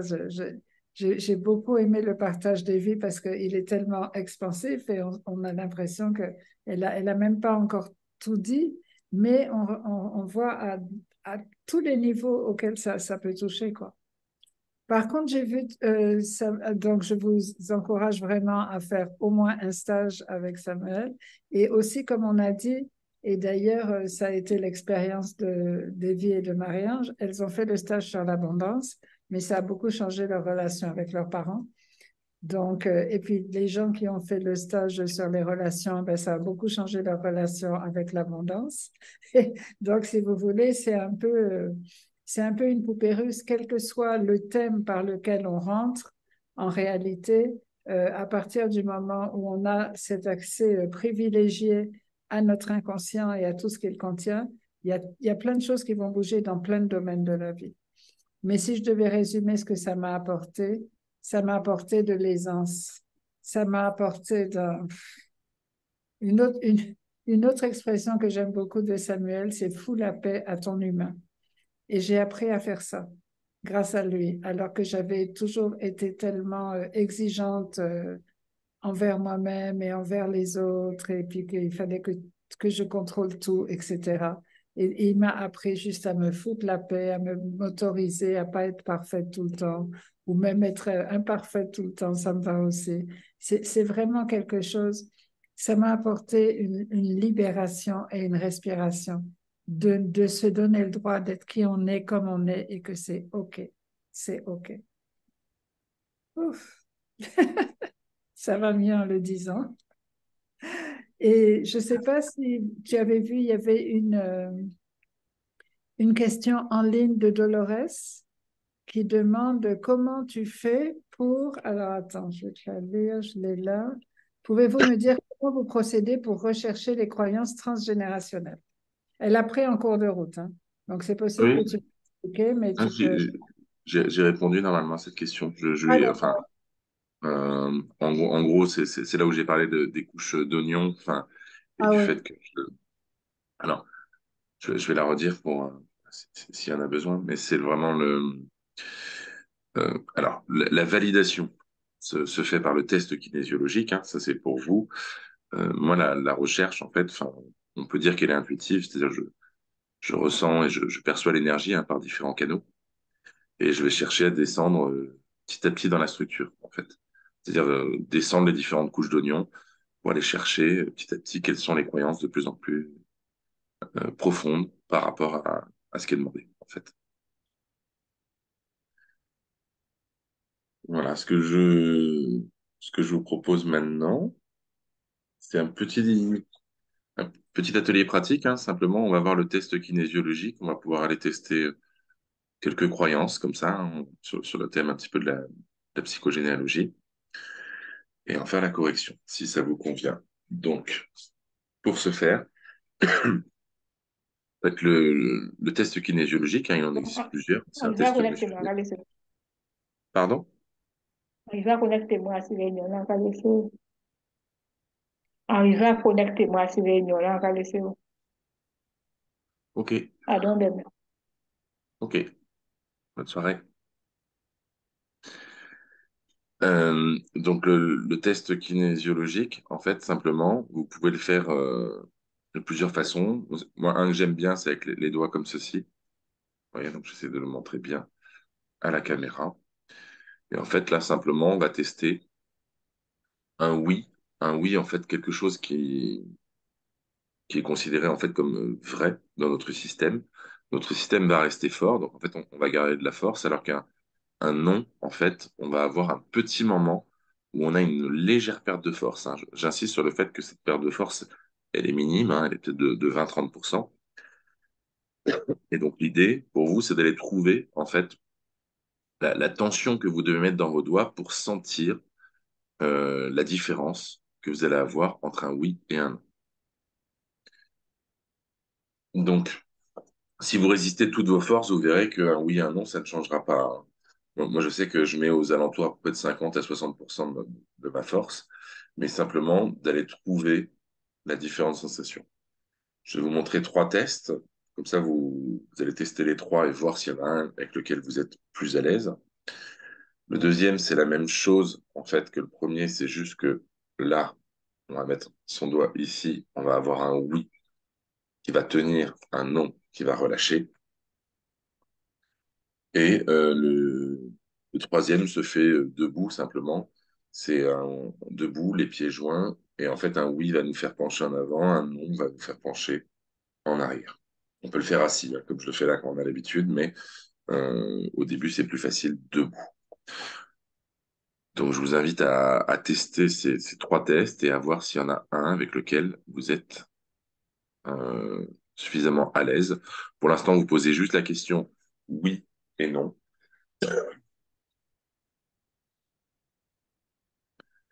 Et ensuite, quand vous l'avez, euh, vous allez pouvoir le tester sur une autre question dont vous avez la réponse, hein, qui est simplement, alors moi, je vais tester, je m'appelle Samuel, par exemple. Oui, je m'appelle François, j'ai un la même chose, je m'appelle Samuel, j'ai un oui, je m'appelle François, j'ai un non, je m'appelle Samuel, Très bien vu. je vais pencher en avant, donc Très c'est bien un vu. oui, je m'appelle François, j'ai un non, ça me fait pencher en arrière. Ça, c'est ce qu'on appelle juste l'étalonnage du test. Alors, on est juste là pour vérifier que on a un test à peu près fiable. Si certains d'entre vous peut-être sont habitués à travailler en radiesthésie ou un pendule, tout ça, ça peut tout à fait être fait au pendule aussi. Si certains d'entre vous, sinon, ont fait peut-être de la bioénergie, on peut l'avoir aussi sur le champ énergétique. On prend une couche, un oui, ça va s'expandre, un non, ça va se replier. Vous pouvez aussi l'avoir sur les poux chinois. Enfin, mais je vous ai donné les tests les plus simples à avoir a priori, si vous n'avez pas fait de formation spécifique là-dessus.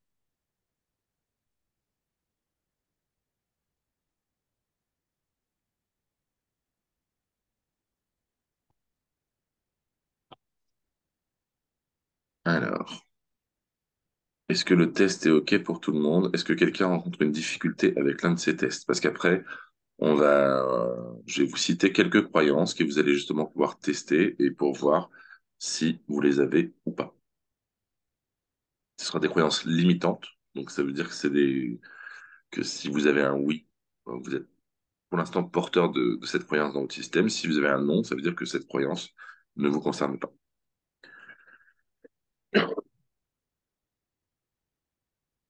Est-ce que quelqu'un rencontre une difficulté juste avec la test? Je le demande maintenant avant de. Oui. Soit couper votre micro et nous le dire, soit, si vous rencontrez une difficulté, le dire sur le chat.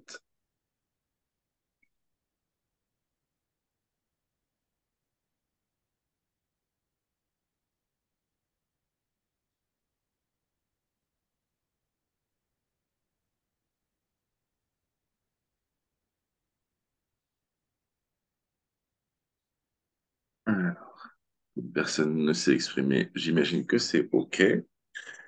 Donc, je vais vous inviter à aller prendre, oui, un papier et un stylo, hein. Simplement, ça va être pour noter. Vous allez simplement noter les croyances limitantes que vous avez. Donc là, moi, je vais vous en citer une. Vous la testez. Vous avez un oui, vous l'écrivez. Vous avez un non, vous ne l'écrivez pas.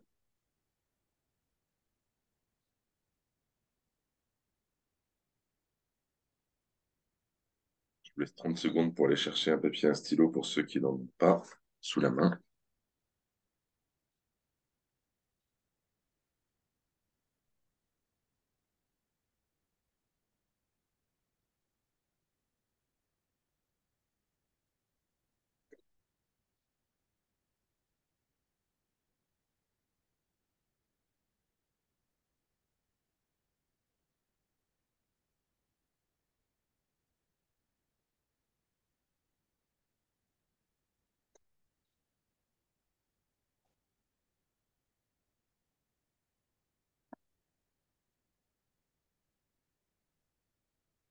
Et on va pouvoir commencer. Donc, euh, je me sens bloqué à cause de mes ancêtres.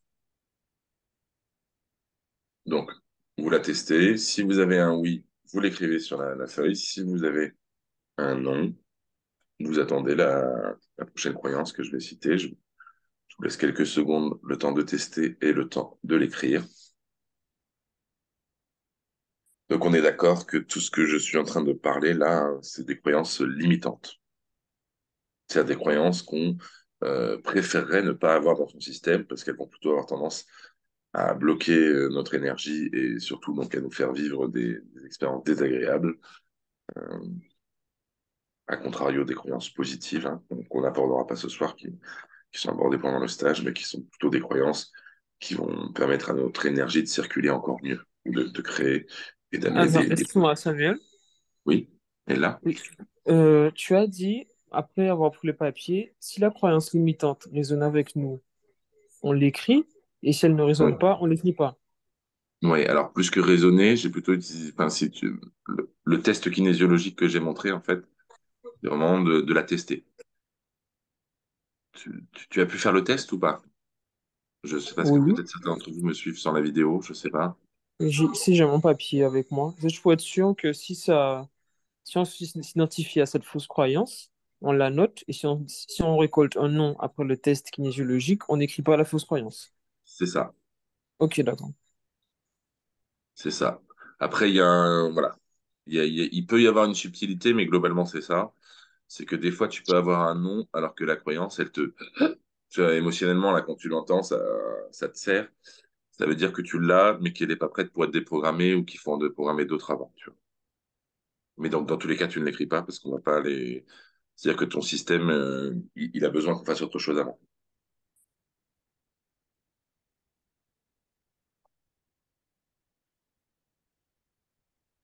Je suis prisonnier de ma vie. Là, on est sur les croyances un peu spécifiques, qui peuvent être tout à fait héritées justement de sa psychogénéalogie et qui est sur cette notion de liberté.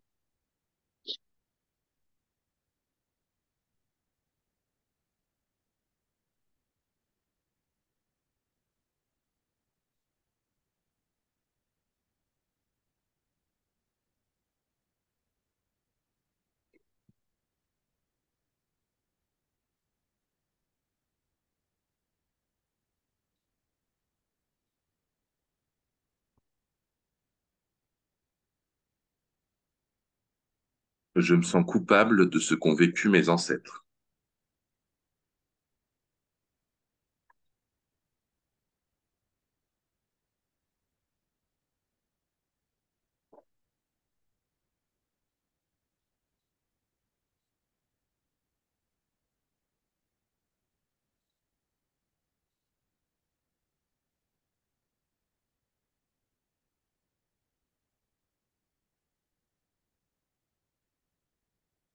Par respect pour mes ancêtres, il m'est interdit d'être libre. Si je vais trop vite ou que vous avez besoin que je répète quelque chose, vous n'hésitez pas, hein.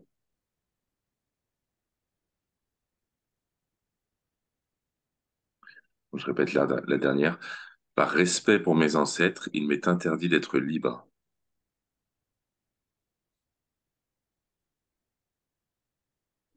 Si vous avez besoin que je vous explique une des croyances que je dis ou ce que j'entends par là, aussi, vous n'hésitez pas à vous manifester.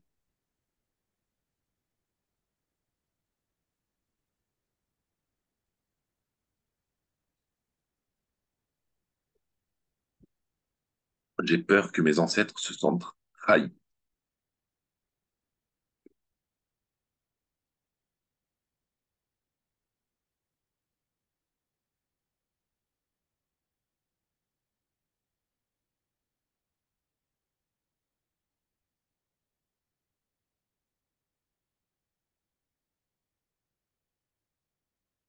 Je me sens prisonnier de mon clan.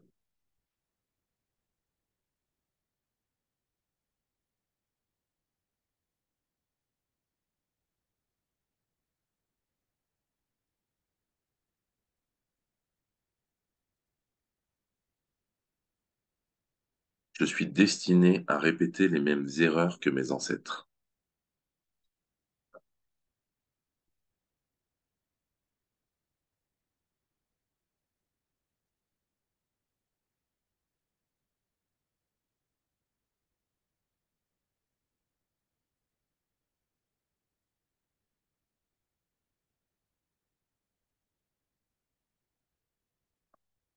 Je ne peux pas changer parce que c'est dans mes gènes. La notion de génétique, hein, forcément, tout ce qui sera en lien avec la génétique sera forcément en lien avec le transgénérationnel et la psychogénéalogie.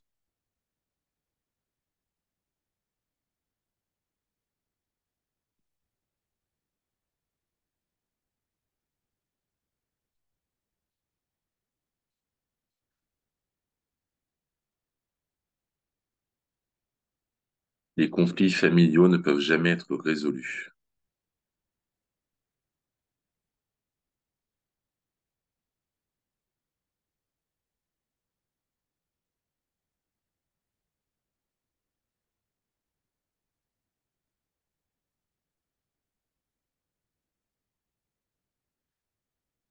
Il est impossible de briser le cycle des violences familiales et générationnelles. C'est vraiment l'idée de quelque chose qui se reproduit justement génération après génération autour de la violence.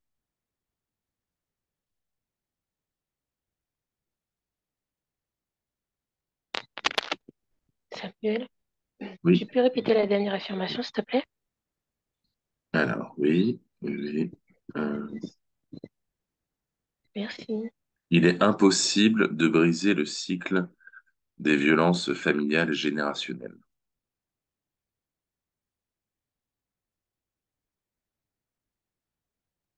Merci.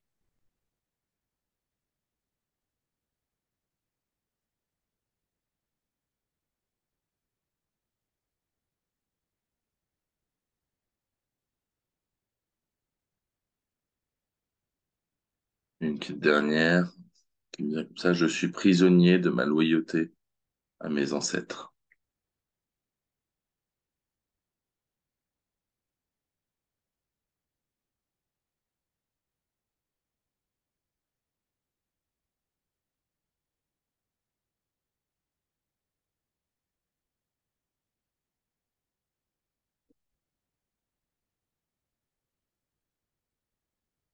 Alors, est-ce que tout le monde en a trouvé au moins une qui a répondu oui? Est-ce que tout le monde parmi cette liste en a au moins une qui a testé positif?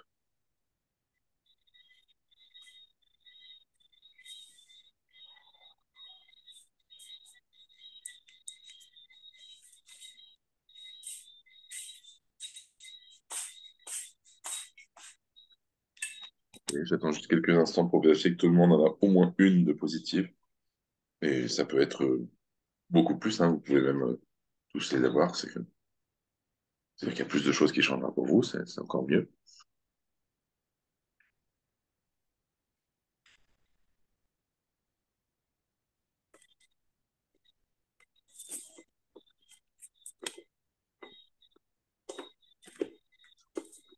Alors, j'attends encore quelques instants, juste. Voir, Ah oui, je précise, je ne l'ai pas encore dit, mais ça fonctionnera aussi pour ceux qui sont en replay. Euh, Donc voilà, ceux qui sont en replay, qui nous écoutent en replay, vous pouvez tester les croyances qui ont été dites là. Et de la même manière, je ferai la déprogrammation, je vais vous inclure dedans. Donc pas de souci.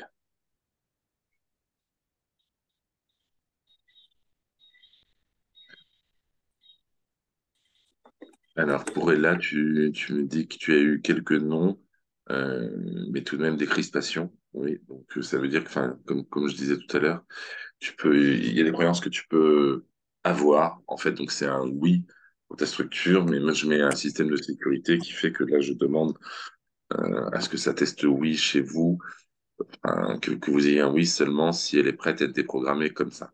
Et ce que j'entends par comme ça, c'est vraiment dans ce contexte-là.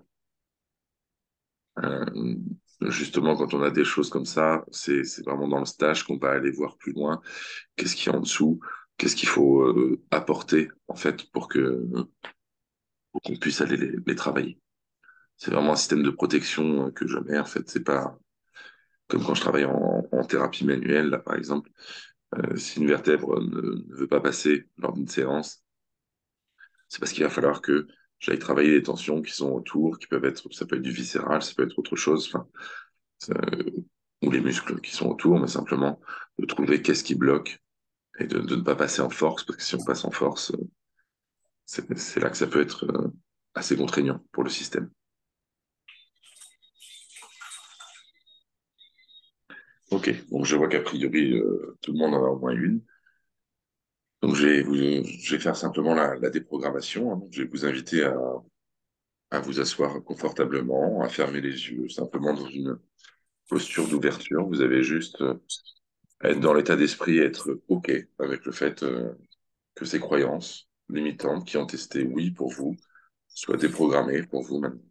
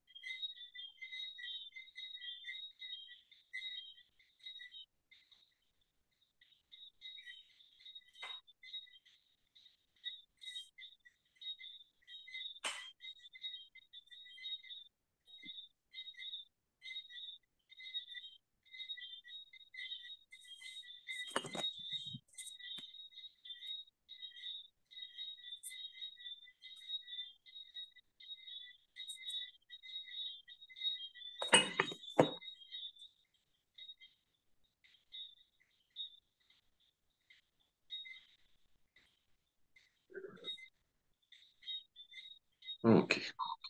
Vous pouvez revenir tranquillement, ouvrir les yeux. Je vais vous inviter simplement donc à retester les différentes croyances qui étaient que vous avez notées. C'est des croyances limitantes, donc qui testaient oui, elles sont bien déprogrammées quand elles testent non. Elles peuvent toutes être passées, il peut y en avoir que quelques-unes qui sont passées. Ça vous allez me dire après. Ça, je dis quelques-unes, c'est souvent pour ceux qui en avaient beaucoup. Il peut y en avoir qui mettent un peu plus de temps aussi à passer, à être intégrés, ou d'autres aussi qui peuvent nécessiter d'aller en voir encore d'autres avant de les faire bouger.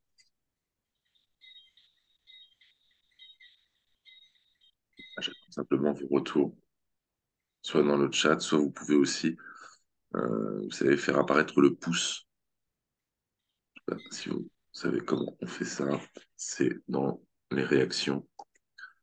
Hop. Moi, je le fais comme ça, c'est pour ceux qui sont sur ordinateur, en tout cas, c'est là où il y a écrit réaction.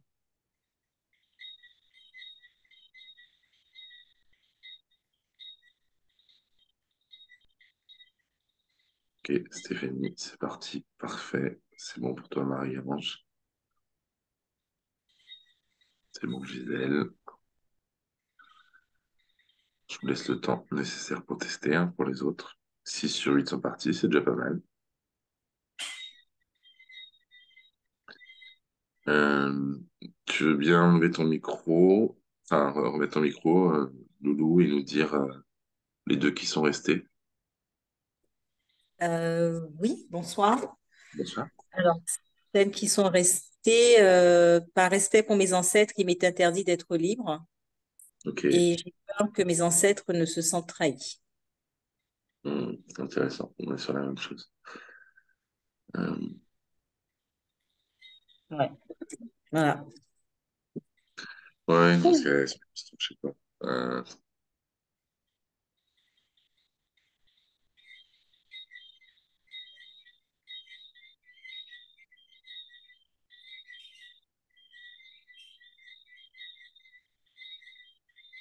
ok, tu peux les retester. Je vais juste essayer ça. On va voir si ça. Ok, je reteste. Les deux qui restaient, hein, juste que tu nous as donné.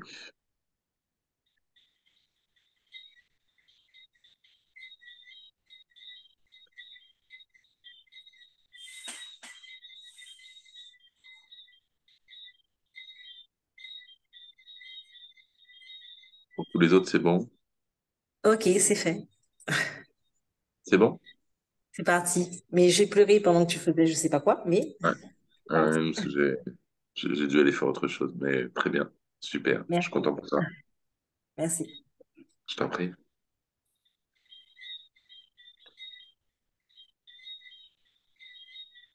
Alors,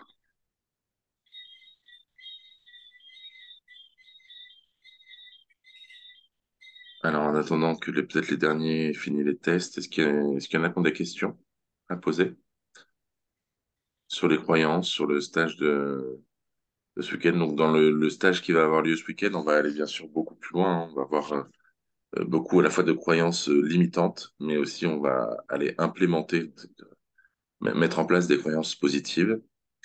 Et il va y avoir en fait beaucoup de prise de conscience et de libération sur tout ce qui touche au transgénérationnel et pas que. Enfin, vous avez entendu justement les témoignages déjà de Evie, de Stéphanie et de Marie-Ange.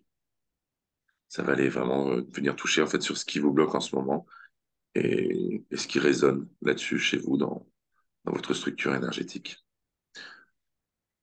Alors, est-ce que le stage sera reconduit à d'autres dates? C'est pas prévu. C'est pas prévu pour le moment. Euh, d'autres stages, il va y en avoir, mais sur ce thème, il y a rien en prévision pour le moment. Samuel, j'ai une question. Oui, Bon, j'ai été déconnecté un moment, donc je ne sais pas si tu as déjà abordé ce point, mais euh, est-ce qu'on est bien d'accord que ce qu'on arrive à régler sur le plan psychogénéalogique, du oui, coup, on ne le transmet pas à nos descendants? tout à fait. Tout à fait. En fait, tel que je vois les choses, en fait, enfin, nos structures énergétiques sont toutes en résonance, en fait. Il y a comme des champs magnétiques, hein. C'est pour ça que de la même manière, ça vous est peut-être déjà arrivé, enfin, à toi ou à quelqu'un d'autre dans l'assemblée. Euh, quand tu règles un problème avec quelqu'un que t'as pas vu depuis des années, tu vois, enfin, par exemple, ça peut être quelqu'un qui a été plus ou moins abandonné par son père, enfin, ça fait 20 ans qu'ils se parlent plus, ou une relation qui s'est mal finie, etc. Et en fait, quand le travail est fait, en fait, cette personne reprend contact avec toi dans les jours qui viennent. Alors tu te dis, ça fait 20 ans que t'as pas de nouvelles. Ça, je l'ai vu plein de fois, en fait. Enfin, ce que j'essaie de dire, c'est on est tous en lien de manière énergétique. C'est là où je voulais en venir. Et donc, effectivement, ce qu'on va aller travailler, en fait, pour soi, ça va euh, se répercuter à la fois sur les descendants et sur les ascendants. Ça va aussi changer, ça peut aussi changer des choses pour les parents, tout ça. Maintenant, euh, il faut comprendre que même si soi-même on réglait tout ce en quoi on était en lien dans la généalogie, ça ne réglerait pas tous les problèmes pour les autres non plus. Je vous dis, il y a quand même aussi la part de libre arbitre, mais ça va clairement alléger leur part. Ça, c'est sûr. Et ça peut clairement changer des comportements chez eux. Très bien. Merci pour ta réponse. Je t'en prie.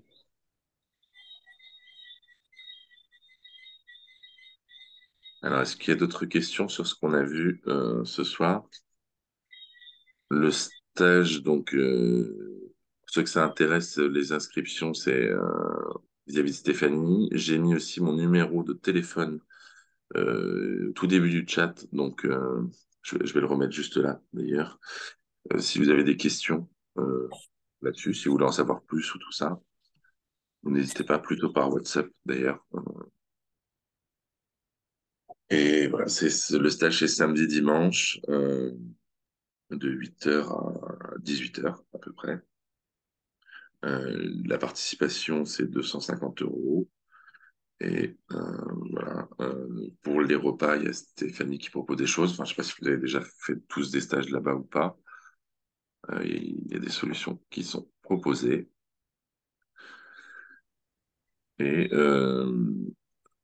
et ceux qui sont intéressés, si jamais, en tout cas, voilà, ouais, la petite chose que je peux rajouter, assez spécifique pour ce stage, si jamais vous avez un arbre généalogique, même s'il n'est pas complet, enfin, pour ceux qui sont intéressés, en tout cas, les informations que vous avez là-dessus, ça va être intéressant de les apporter ce jour-là. Euh, voilà, enfin, Ouais, c'est dommage, j'ai pas pris d'arbre généalogique pour vous montrer. Je sais pas si tout le monde sait ce que c'est. Enfin, c'est vraiment en fait, c'est la manière dont on va se représenter soi et les ascendants et même les descendants quand on a déjà des enfants ou voire des petits-enfants aussi. Et ce qui est intéressant, c'est qu'on va pouvoir voir assez vite qui est en lien comme ça.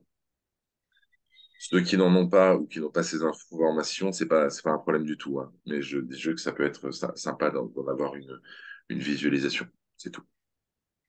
Que de toute façon, l'information, elle est dans votre structure. C'est-à-dire que même dans certaines des pratiques qu'il y a, vous allez avoir l'information et qui vous êtes relié, sans forcément l'avoir consciemment, ça va aller chercher là où il y a ça. Sur l'arbre généalogique, uniquement nom et prénom. Idéalement, si tu as les dates de naissance, c'est encore beaucoup mieux. Et si tu as les dates de décès pour les générations précédentes, j'entends, c'est encore mieux.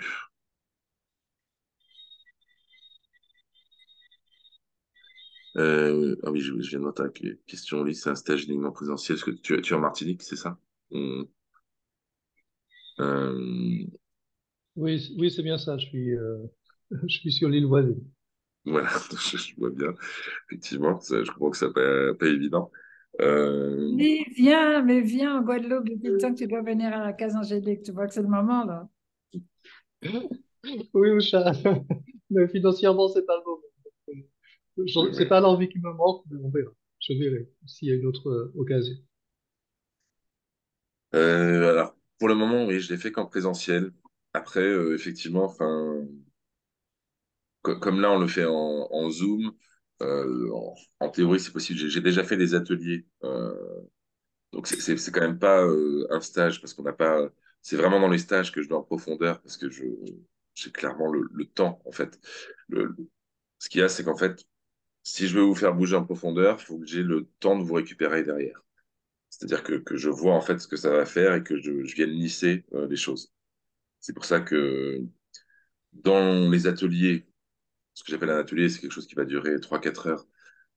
On peut déjà faire des choses, mais on va un peu moins loin. Et dans les séances individuelles, c'est de la même manière. Euh, je vais dans le niveau de profondeur, surtout en fonction de si je sais que je vais revoir la personne derrière et que je peux la rattraper, ça va. Mais on est limité aussi dans le temps. Ce que j'essaie d'expliquer, c'est que le format qui permet vraiment la plus grande transformation, c'est clairement le stage, parce que on a le temps en fait de voir la réaction et de pouvoir lisser tout ce qu'il y a besoin, en fait. Est-ce que des photos des ancêtres seraient utiles aussi? Oui, s'il y en a, Marie-Claire, ça peut être intéressant, bien sûr. C'est L'idée, c'est que de toute façon, ça peut être des supports. Comme je sais que tout le monde n'en aura pas, on va en parler un petit peu pour ceux qui en ont. Et ça va être l'occasion, parce qu'il va y avoir aussi des méditations, des relaxations guidées, d'aller à ce moment-là justement à la rencontre. Et effectivement, quand tu as un support comme une photo, ça peut être intéressant, bien sûr. Ça peut aider à la visualisation ou être un peu plus clair dans la connexion que tu cherches à établir.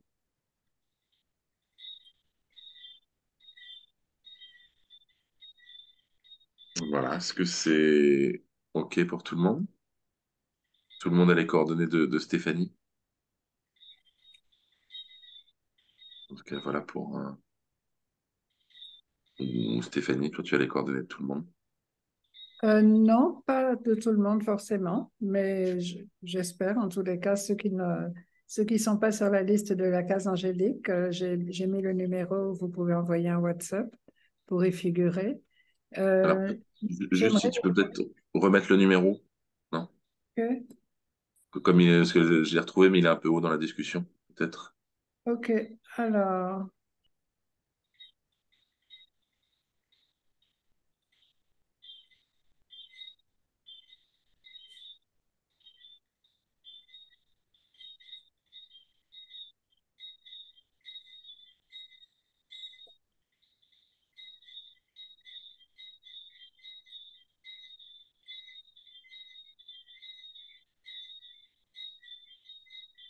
Alors, il y a pas mal de personnes qui ont dit est-ce qu'il faut apporter des photos, comment doit être l'arbre généalogique, etc.